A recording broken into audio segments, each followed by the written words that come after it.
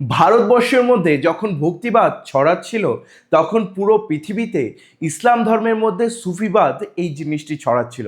সুফিবাদ জিনিসটি কি এবং তার যে ডিটেল আমরা অ্যানালাইসিস আজকে এই ভিডিওতে করব, খুবই ইন্টারেস্টিং কমিক্যাল অ্যানিমেটেড নোটের সাহায্যে, যেখানে ডিটেলে আমরা পড়ব প্রতিটি পেজকে, যাতে আমাদের কোনো এমসিকিউ কিন্তু ছাড়া না যায়। মনে রাখবে, এই যে আমাদের এসবিআর এডটেক ক্লাস রয়েছে, এসবিআর এডটেক ইউটিউব চ্যানেলের মধ্যে ইতিহাস, বাংলা, ভূগোল, ইংলিশ সমস্ত কিছুকে অ্যানিমেটেড ওয়েতে পড়া হয় এবং সব থেকে ইন্টারেস্টিং ওয়েতে সহজে আমি বোঝানোর চেষ্টা করি। তাই যারা নতুন দেখছো অবশ্যই এই চ্যানেলের আলাদা ভিডিওগুলি দেখো, তারপর সাবস্ক্রাইব করে নিও। সুফিবাদ কি? সুফিবাদের আলাদা নাম হলো তাসাউফ। এই জিনিসটি খুব ইম্পর্টেন্ট। সুফিবাদের অপর নাম তাসাউফ। যিনি প্রখ্যাত ঐতিহাসিক ফিলিপ হিট্টি, তার মতে কি গোঁড়া মুসলিমরা যেখানে কোরআন হাদিস সেই ধর্মচারণের উপরে জোর দিতেন, ঠিক আছে, মানে যারা একদম গোঁড়া কট্টর মুসলিম রয়েছে তারা রয়েছে কোরআনকে মানতেন, তারপর হাদিসকে মানতেন, সেখানে সুফিরা তারা ভেতরের যে শুদ্ধতা মানে মনের শুদ্ধতা সেটাকে বেশি জোর দিতেন। তারা কোরআনের বলা নিয়মগুলোতে মানতেন, অবশ্যই সেগুলোকে অমান্য করতেন না, কিন্তু মনের শুদ্ধতাকে তারা বেশি তোয়াক্কা দিতেন। বলতেন ভেতর থেকে যদি একটা মানুষ ভালো না থাকে, তার মনের বিচার আচার যদি ভালো না থাকে, সে কোনোদিন আল্লাহর সান্নিধ্য পাবে না। সেখানেই ঐতিহাসিক ইউসুফ হুসেন, তার মতে গোঁড়া মুসলমানরা ধর্মচারণের উপরে জোর দেন, আবার সুফিরা জোর দিতেন অন্তরের শুদ্ধতাকে, মানে বুঝতে পারলে মনকে সাফ রাখতে হবে। এটা আমি কিন্তু ফিলিফিটিটা তোমাদের বোঝালাম। এবার যদি কেউ বলে ওঠে সুফিবাদ শুরু হয়েছিল কত শতকে, সেটা বলতে হবে নবম শতকে। ওকে, এরপরে চলে আসি সুফি শব্দের উৎপত্তি কোথার থেকে ঘটলো। আচ্ছা, সুফি শব্দটির যদি বলো তোমরা, চারটি মানে রয়েছে। সুফি শব্দটির চারটি মানে রয়েছে, ঠিক আছে। প্রথম মানে কি? প্রথম মানে হচ্ছে সাফ। সাফ মানে পরিষ্কার সেটা নয়, কিন্তু সাফ মানে হচ্ছে প্রথম সারি, যারা ঈশ্বরের কাছে বা আল্লাহর কাছে প্রথম সারিতে দাঁড়িয়ে থাকে। মানে যারা আল্লাহর কোনো কাজে, যেমন নামাজ পড়া, যেমন আল্লাহর আরাধনা করা, সেটাতে এক পা এগিয়ে একদম প্রথম সারিতে যারা থাকে। তারপরে দ্বিতীয় যদি বলি সাফা। সাফা মানে হচ্ছে পবিত্রতা। এই যে সাফা, যেই কথাটা বললাম আমি, ক্লিনলিনেস, সেটা হৃদয়কে তোমাকে পবিত্র রাখতে হবে। মনের মধ্যে কোনো পাপ রাখা যাবে না, কারো প্রতি হিংসে রাখা যাবে না, রাগ রাখা যাবে না। তারপরে রয়েছে সুফা, যেটি মদিনায় মসজিদে নবীর বারান্দা, যেখানে সাধকরা থাকতেন, মানে সাধকগুলো যেখানে তাদের আরাধনা করতেন। এরপর লাস্টে হচ্ছে সুফ। সুফ কথার অর্থ হলো পশম অথবা উল, মানে এই যে ভেড়া অথবা যে মোটা পশমওয়ালা ইয়েগুলো রয়েছে, ছাগলগুলো রয়েছে, সেখান থেকে যে পোশাকটি তৈরি হয়, যেটা পরতে অনেকটা খসখসে হয়। উল সেই কাপড়টা কেমন, অনেকটা খসখসে হয় এবং অনেকটা মোটা হয়, সেই কাপড়কে পরিধান করা। এগুলো ছিল সুফির চারটা উদাহরণ বা মানে।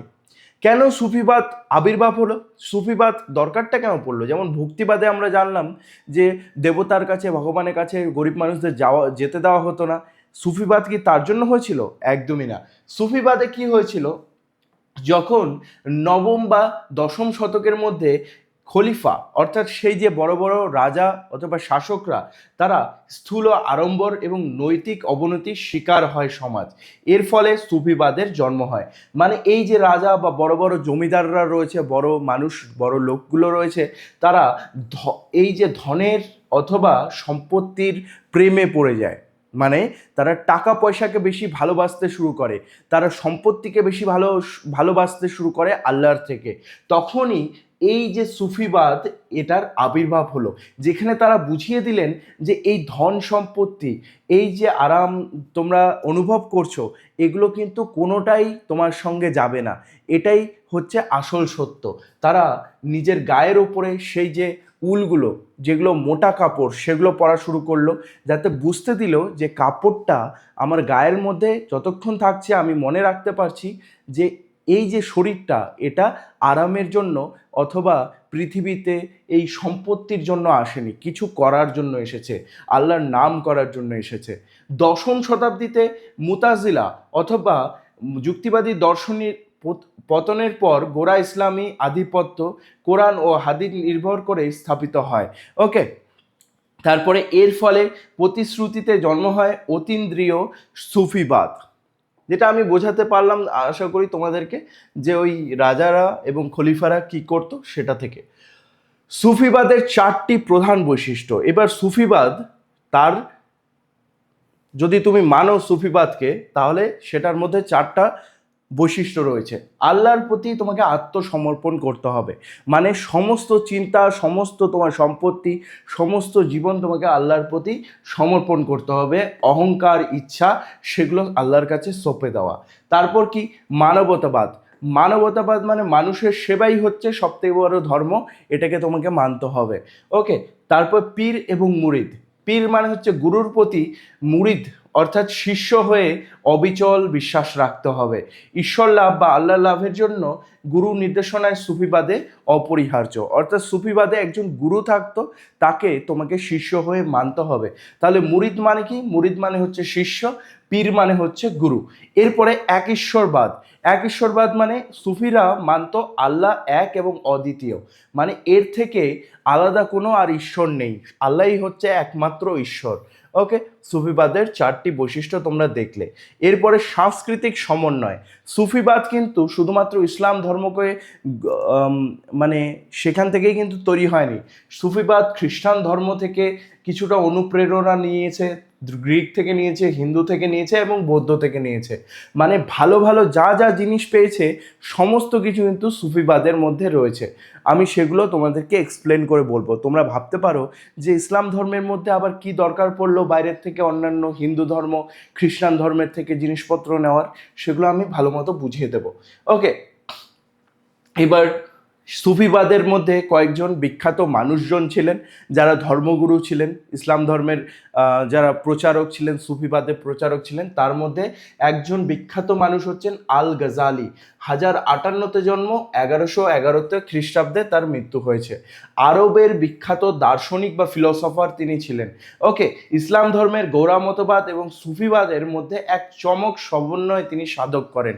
অর্থাৎ ইসলাম যারা ফলো করতো তারা ভাবতো সুফিরা পাগল হয়ে গিয়েছে, যে তারা বলছে যে ভেতরের মনটাকে আগে শুদ্ধ করতে হবে, এসব তারা কোরআনকে অতটা মূল্য দিচ্ছে না। তো অনেকে কি করতো, সুফিদের দেখতে পারতো না, যারা ইসলাম ধর্মে ছিল তারা সুফিদের দেখতে পারতো না। কিন্তু এই মানুষটি তারা বুঝিয়েছিল সুফি এবং ইসলাম এক, তারা কারো শত্রু নয়। ঠিক আছে, তিনি প্রমাণ করেন যে শুধুমাত্র যুক্তি তর্ক দ্বারা ঈশ্বর লাভ হয় না, ঈশ্বরের মহিমা যুক্তির অতীত। মানে হচ্ছে তুমি শুধুমাত্র যুক্তি লাগাচ্ছ যে 5 ওয়াক্ত নামাজ পড়বে, তারপর তুমি রোজা রাখবে, এটা দিয়ে তুমি আল্লাহকে পাবে না। আগে মনকে সাফ করতে হবে। দেখা গেল একটি মানুষ যে বছরে 1000টি গুনাহ করছে, সে যদি গিয়েও রোজা রাখে এবং 5 ওয়াক্ত নামাজ পড়ে, তাতে কিন্তু তার আল্লাহ লাভ হবে না। কারণ তুমি যতটাই ভাবো না কেন যে আমি নিজেকে শুদ্ধ করে ফেলবো, ওপর থেকে কিন্তু আল্লাহ তোমাকে দেখছে। এই কথাটি আমাদের আল গাজালি বলেছিলেন। ওকে, নেক্সট আল গাজালি, তারপর আমরা এটা পড়লাম, ঠিক আছে, অলরেডি পড়ে নিয়েছি তো রিস্কিপ করলাম। এবার খ্রিস্টান এবং গ্রিক ধর্মের প্রভাব কি পড়েছিল সেটা আমরা দেখব। ওকে, এই সুফিবাদের উপরে খ্রিস্টান এবং গ্রিক ধর্ম কিভাবে প্রভাব ফেলেছিল। সুফিরা খ্রিস্টান ধর্মতত্ত্ব থেকে 2টি ধারণা গ্রহণ করে। ঠিক আছে, তাহলে খ্রিস্টান ধর্ম থেকে কয়টি ধারণা এলো? 2টি।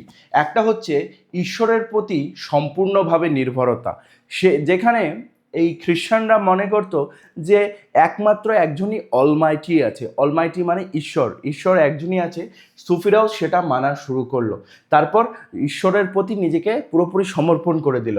আর জাগতিক বিষয়ে অনাসক্তি এবং বৈরাগ্য, মানে এই যে আশেপাশে যত কিছু আমরা দেখতে পাচ্ছি এটার প্রতি আমরা বৈরাগ্য লাভ করলাম, মানে এগুলো জিনিসের প্রতি আমাদের আর ইচ্ছা থাকলো না, এটাকেই বলা হয় বৈরাগ্য। ওকে, ধরে নাও আশেপাশে অনেক কোথাও ভালো কাজ হচ্ছে, সেখানে অনেক টাকা পাচ্ছে, কিন্তু তারা এটাকে অস্বীকার করবে। তারা বলবে যে আমাদের টাকা পয়সার কোনো দরকার নেই, আমাদের কাছে শুধুমাত্র আমাদের আল্লাহ থাকলেই হলো। তারপরে গ্রিক প্রভাব কি হয়েছিল, নবম শতকে আরবি ভাষায় গ্রিক সাহিত্য অনুবাদের পর নতুন দর্শন প্রবেশ করে। নিও প্লেটনিক মতবাদের মতে সুফিদের মধ্যে ঈশ্বরের প্রতি নিবিড় ভালোবাসা এবং সর্বেশ্বরবাদ এর ধারণা জাগিয়ে তোলে। মানে প্রতিটি জিনিসের মধ্যে ঈশ্বর রয়েছে বা আল্লাহ রয়েছে, এই জিনিসটি গ্রিক থেকে তাদের মধ্যে আসে। ওকে, যেটা কোন মতবাদ, নিও প্লেটনিক মতবাদ, এটুকু মনে রাখতে হবে। গ্রিকদের তাহলে কোন মতবাদ, নিও প্লেটনিক মতবাদ। এবার হিন্দু ধর্ম থেকে কি নিয়ে এলো, হিন্দু ধর্ম থেকে প্রথমে যেটা নিয়ে এলো সেটা হচ্ছে, একটু উপরে উঠিয়ে দিই, ভারতীয় প্রভাব বা হিন্দু ধর্মের কি প্রভাব পড়লো, সেটা হচ্ছে প্রথমে শুদ্ধতা। শুদ্ধতা মানে মনের পিউরিটি রাখতে হবে, পবিত্রতা, নিজের যে চরিত্র সেটাকে পবিত্র রাখতে হবে, কারো খারাপ করা যাবে না, আর খারাপ করলেও সেটাকে আর কন্টিনিউ করা যাবে না। দরিদ্র বা দারিদ্র বলতে গেলে নিজেকে যতটা পারা যায় ততটা ঈশ্বরের প্রতি বা আল্লাহর প্রতি মানে নিজেকে ইনভেস্ট করে রাখতে হবে, শুধু সম্পত্তির পিছনে ভাগলে হবে না। ওকে, তারপর কি সত্যতা মানে নিজের প্রতি এবং আল্লাহর প্রতি নিজেকে সত্যি রাখতে হবে, সত্য রাখতে হবে। যে আমি ওই জিনিসটা বোঝালাম না, যে আমি রোজা রাখলাম আর আমি মানুষটা সত্যই থাকলাম না নিজের প্রতি এবং আল্লাহর প্রতি, তাহলে কিন্তু কখনোই আমি আল্লাহর কাছে পৌঁছতে পারবো না, এটা সুফিরা মনে করতো। হিন্দুদের মতোই সুফি সাধকরা ধ্যানের সময় জপমালা ব্যবহার করতেন। এই যে জপমালা, তারা যখন সেই আয়াতগুলো পড়তেন অথবা সেই মন্ত্রগুলো পড়তেন, তারা জপমালা ইউজ করতেন, 100 কতবার বা 1000 বার যতবার পড়তেন সেটা তারা কাউন্ট রাখতেন। ওকে, তো এই জপমালার জিনিসটা হিন্দু ধর্ম থেকে এসেছিল। এবার ভারতীয় প্রভাব, আমি যেটা ভালো মতো তোমাদেরকে বুঝালাম। ওকে, দেখে নাও এখানে হিন্দু দর্শন থেকে কি কি নেওয়া হলো, তারপরে জপমালার জিনিসটা। আর সুফিবাদে এই যে বৌদ্ধ অষ্টাঙ্গ মার্গ, আর্য অষ্টাঙ্গ মার্গ, এটাকে সালুক নামে জানানো হতো। বৌদ্ধ ধর্মের মধ্যে কি ছিল, 8টি ধরে নাও চর্যা ছিল, যে 8টি চর্যা দিয়ে তুমি ঈশ্বরকে পেতে পারবে। সেই 8টি চর্যাকে বলা হয় ইসলাম ধর্মের সুফিবাদের মধ্যে সালুক। ওকে, নেক্সট ওই জিনিসটাই আমি একটু ডিটেলে বুঝিয়ে দিই, যে বৌদ্ধ ধর্মের প্রভাব কিভাবে পড়েছিল দেখে নাও। হ্যাঁ, ওকে, ঠিক আছে। তো বৌদ্ধদের আর্য অষ্টাঙ্গ মার্গ, ওই যে আর্য অষ্টাঙ্গ মার্গগুলো কোনগুলো, যে মনের শুদ্ধতা রাখতে হবে, সত্য থাকতে হবে, সেই জিনিসগুলোকেই বলা হয় ইসলাম ধর্মের মধ্যে তরিকা বা তারিকা অর্থাৎ বা সলুক, যেটা আমি বললাম। তারপরে বৌদ্ধ নির্বাণ লাভ, সেটা ইসলামের মধ্যে হচ্ছে ফানা। ঠিক আছে, ফানা মানে ঈশ্বরের মধ্যে বিলীন হয়ে যাওয়া। আর কি, ফানা জিনিসটাকে ভালো মতো বুঝে নাও, এখানে দেখে নাও। তারপরে আরেকটি জিনিস আমরা এখানে দেখতে পাচ্ছি ইন্টারেস্টিং, যে ইসলাম ধর্মের মধ্যে যারা সুফিবাদে ছিল, তারা গাছের মধ্যে নিজের পাকে বেঁধে দিয়ে 40 দিন পর্যন্ত যোগ সাধনা করতো। ঠিক আছে, তারা সাধনা করতো, সাধনা মানে হচ্ছে মেডিটেশন করতো। তো এটা 40 দিন এই গাছের মধ্যে নিজেকে উল্টো করে রেখে এই সাধনা করাকে ইসলাম ধর্মের সুফিবাদের মধ্যে বলা হতো চিল্লা ই মাকুস। ওকে, কতদিন, 40 দিন। এখান থেকে তোমাদের এমসিকিউ আসতে পারে। ওকে, তারপর আর কি নেওয়া হয়েছিল, যোগীদের প্রাণায়াম মানে শ্বাস নিয়ন্ত্রণ, শ্বাস নেওয়া হলো, শ্বাস আটকানো হলো, শ্বাস ছাড়া হলো, এটাকে বলা হয় প্রাণায়াম। এই জিনিসটি ইসলাম ধর্মের মধ্যে সুফিদের মধ্যে তারা বলতো পাস ই আনপাস। ঠিক আছে, পাস ই আনপাস। তাহলে চিল্লা ই মাকুসটা আমি বোঝালাম, 40 দিন গাছের মধ্যে উল্টে থাকা, ঠিক আছে, যোগ সাধনা করো, ওইটাকে বলা হয়। তারপরে নেক্সট আমরা আসছি যোগ সাধনার প্রবেশদ্বার, যেটাকে আমরা বলি অমৃতকুণ্ড। এই যে যোগ সাধনাগুলো ইসলাম ধর্মের মধ্যে আসলো, ঠিক আছে, বা সুফিবাদের মধ্যে এটা এলো কি করে, তখনকার দিনে একটা ধর্মগ্রন্থ, একটা বই ছিল যেটার নাম ছিল অমৃতকুণ্ড। সংস্কৃতে রচিত এই যোগ সাধনার একটা বিখ্যাত বই অমৃতকুণ্ড, এটিকে সর্বপ্রথম আরবি এবং ফার্সি ভাষায় অনুমোদন করা হয়। আর সুফিবাদের সেই যারা যারা সুফিকে ফলো করতো, সুফিবাদকে ফলো করতো, তারা এই হিন্দু এবং বৌদ্ধ যোগ সাধনার চরম চর্চার সাথে পরিচিত হয় এবং তারা এই যোগ সাধনাগুলো নিজের লাইফে নিয়ে আসে। যেমন গাছে উল্টে থেকে তোমাদের যোগ সাধনা করা 40 দিনের জন্য, এগুলো। ওকে, নেক্সটে আসছি আমরা চরম সাধনা বা প্রাণায়াম। ওকে, এটা হচ্ছে নাথ যোগীরা মানে শিবের যারা আরাধনা করত, তারা কি করত, চুপচাপ বসে থেকে নিঃশ্বাস নিত, নিঃশ্বাস ছাড়তো এবং ভাবে মেডিটেশন করত। তো সুফিরাও এই জিনিসটিকে হিন্দু ধর্ম থেকে নিয়েছিল এবং সেটার নাম রেখেছিল ইসলাম ধর্মের মধ্যে বা সুফির মধ্যে পাস ই আনপাস, যেটা আমি তোমাদেরকে বোঝালাম। সেটা হিন্দু ধর্মের মধ্যে নাম কি ছিল, হঠযোগ। ঠিক আছে, এবার সুফিবাদের মূল দর্শনটা আমরা ভালো মতো বুঝলাম যে সুফিবাদের মূল দর্শন ছিল ঈশ্বরের প্রতি প্রেম রাখতে হবে। দর্শন মানে কি বলতো, মতবাদ অথবা ভাবনা। সুফিবাদের ভাবনা কি ছিল, ঈশ্বরের প্রতি প্রেম রাখতে হবে। ওকে, একজন মহিলা সুফি যদি আন্দোলনকারী অথবা সুফি একজন যোগ সাধকের নাম বলি, তাহলে তার নাম হচ্ছে রাবেয়া। ফুল নামটা আমি একটু পরে দেখিয়ে দিচ্ছি।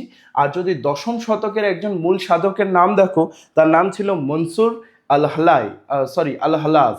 ওকে, এগুলো নামগুলো মনে রাখতে হবে। আর রাবিয়া ছিলেন, মনে রাখবে, অষ্টম শতক, আর এই দশম শতকে ছিলেন মনসুর। এরপরে আদি পর্বের বিখ্যাত সুফি সাধক যে নামগুলো আমি বললাম ভালো মতো দেখে নাও। রাবেয়া আল বসরি আর হাসান আল বসরি, এনা বিখ্যাত ছিলেন। ওকে, প্রথম দিকের এনারা সুফি সাধক ছিলেন, মনে রাখতে হবে। তারপরে আরও দুজন ছিলেন, তার মধ্যে একজন খুব ইম্পর্টেন্ট, তিনি হচ্ছেন মনসুর আল হাল্লাস, যার কথা আমি একটু আগে বললাম। তিনি কিন্তু একজন বিদ্রোহী ছিলেন, তিনি নিজেকেই ঈশ্বর বলে তিনি ঘোষণা করেছিলেন, মানে বলেছিলেন আমার মধ্যেই ঈশ্বর আছে, আমি ঈশ্বর অথবা আমি আল্লাহ। আর এটা বলার জন্য গোড়া ইসলামে কিন্তু এটা ধর্মদ্রোহিতা হয়েছিল। মানে কি, যারা একদম কোরআনকে ফলো করতো, হাদিসকে ফলো করতো, তারা বলেছিল কোনো মানুষ কিন্তু নিজেকে ধর্মের মানে আল্লাহ কেউ বলতে পারবে না, ইসলাম ধর্মের কেউ নিজেকে আল্লাহ বলতে পারবে না বা ঈশ্বর বলতে পারবে না, এটা হবে একটা ধর্মের বিরুদ্ধে কাজ। তার জন্য এই মানুষটিকে প্রাণদণ্ড দেওয়া হয়েছিল, মৃত্যুদণ্ড দেওয়া হয়েছিল এবং মেরে ফেলা হয়েছিল, মনে রাখতে হবে। তাহলে কাকে মৃত্যুদণ্ড দেওয়া হয়েছিল, মনসুর আল হাল্লাসকে। কত শতকে, দশম শতকে। আরেকজন প্রখ্যাত আদি সুফিবাদ যদি সাধকের নাম বলি, সেটা হচ্ছে ইব্রাহিম আদহাম। এবার আমরা শেষের দিকে চলে এসেছি সুফিবাদের। আমি আশা করছি তোমাদেরকে খুব সহজে আমি বোঝাতে পারলাম। সুফিবাদের তিনটি যদি স্টেপ দেখো, অনন্ত শান্তি লাভ, আত্মার পরিশুদ্ধি এবং নৈতিক আচরণ। তো তোমরা এটা ভালো মতোই বুঝলে আশা করি সুফিবাদ আমি কি করে তোমাদেরকে সেই বৈশিষ্ট্যগুলো বোঝালাম। ঠিক আছে, পীর এবং মুরিদের মধ্যে কিন্তু বিশ্বাস থাকতে হবে। পীর মুরিদ যেটাকে কি বলা হয়, গুরু এবং শিষ্য। তারপর কি উৎপত্তি কোথা থেকে এলো, সেই যে ভেড়ার উলগুলো তারা পড়তেন এবং নিজেকে বুঝাতেন যে এই শরীরটা আমাদের পৃথিবী কিন্তু আরামের জন্য আসেনি। প্রভাব কোথা কোথা থেকে এসেছিল, গ্রিক, হিন্দু, তারপর খ্রিস্টান ধর্ম থেকে। সাধকগুলোর নাম কি ছিল, রাবিয়া, গজালি এবং মনসুর যে ছিল তাকে মৃত্যুদণ্ড দেওয়া হয়েছিল। এবার যদি ধর্মবিদের মতে, প্রখ্যাত মুসলিম ধর্মবিদ যিনি ছিলেন তার মতে যদি দেখা যায়, সুফিবাদ কিন্তু তিনটি মূল লক্ষ্যে ছিল। আচ্ছা দেখি এবার, তিনটি মূল লক্ষ্য ছিল। তিনটি মূল লক্ষ্য কি, আত্মাকে পরিশুদ্ধ করতে হয়, ব্যবহারিক জীবনে কি করে আচরণ করতে হয়, আর নৈতিক মান মানে মনের যে খেয়ালগুলো আছে সেগুলো কি করে উন্নত করতে হয়। তিনি এটা বলেছিলেন। কোন প্রখ্যাত ধর্মবিদ বলেছিলেন, জাকারিয়া আল আনসারি। ওকে, এরপরে নেক্সটে আমরা আসছি এক নজরে। তাহলে সুফিবাদ এবং গোড়া ইসলামের দুটি পার্থক্য দেখে নাও, তিনটি পার্থক্য। তারা কি কোরআন হাদিসের উপরে নির্ভর করতেন, এরা অন্তরের শুদ্ধতা এবং অতীন্দ্রিয়বাদ তাকে ফলো করতেন।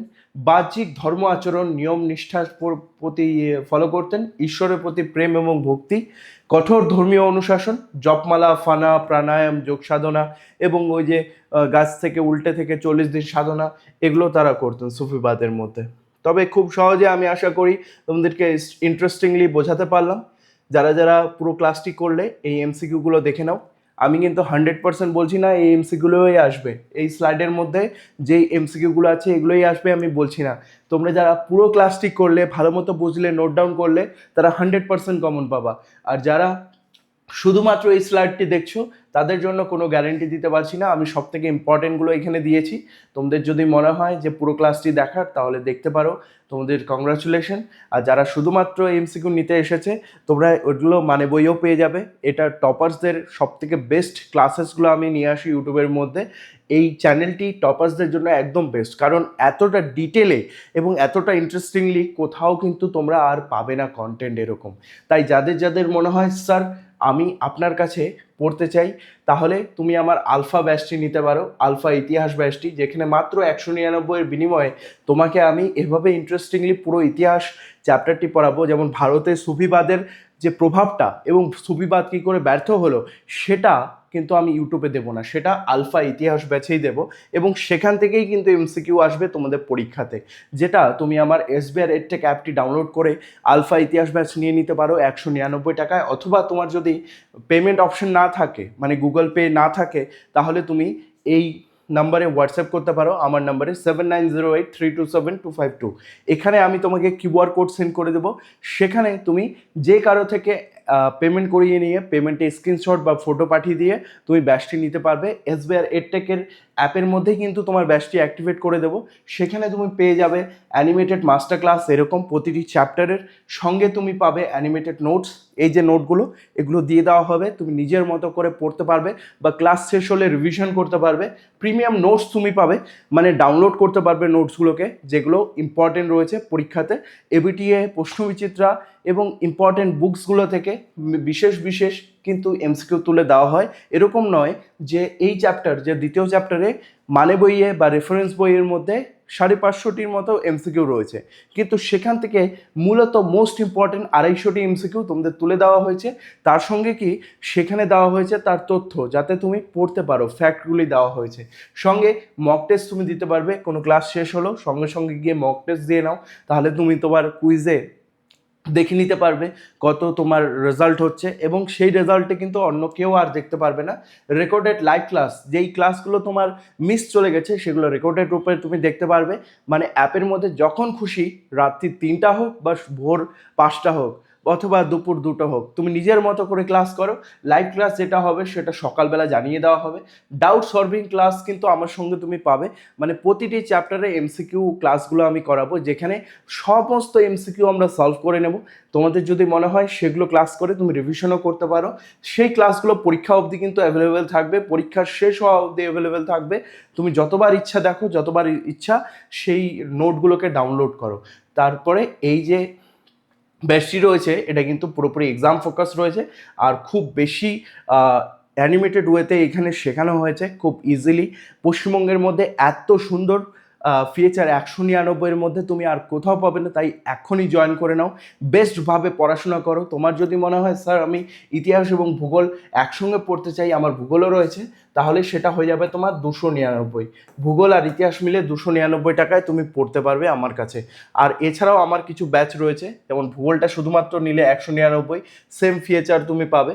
তারপর আমার কিন্তু সাজেশন ব্যাচ আসছে, সাজেশন ব্যাচে তুমি কী কী পাবে বলে দিই। এই যে যতগুলো সাবজেক্ট দেখছো, সবগুলো নোটস পাবে, সাজেশন নোট, যেগুলো কোথা থেকে নেওয়া হয়েছে, এবিটিএ এবং প্রশ্নবিচিত্রা থেকে, সেগুলো সলভ করে দেওয়া হচ্ছে। আর বিগত 10 বছরের এইচএসের যে প্রিভিয়াস ইয়ার কোশ্চেনগুলো, মানে 10 বছরের যে কোশ্চেনগুলো, সেগুলো অ্যান্সার সলভ করে দেওয়া হচ্ছে। তো সেগুলো থেকে 100% কমন পাবেই পাবে। প্রতিটি চ্যাপ্টার সহ রয়েছে, এরকম নয় যে পুরো বইটার নোট একবারে দিয়েছি, না, প্রতিটি চ্যাপ্টার ভাগ ভাগ করে সাজেশন নোট দেওয়া থাকবে। তাই অবশ্যই তোমার যদি ইচ্ছা হয় না স্যার আমার শুধু নোটস চাই, তাহলে 199-এর এই সাজেশন আর্টস ব্যাচটি নিয়ে নিতে পারো। আমার হোয়াটসঅ্যাপ নাম্বার এটা, এখানে তুমি মেসেজ করলেও তোমার ব্যাচ কিন্তু অ্যাক্টিভেট করে দেবো আমি।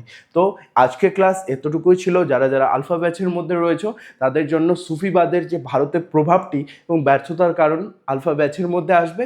C you soon guys.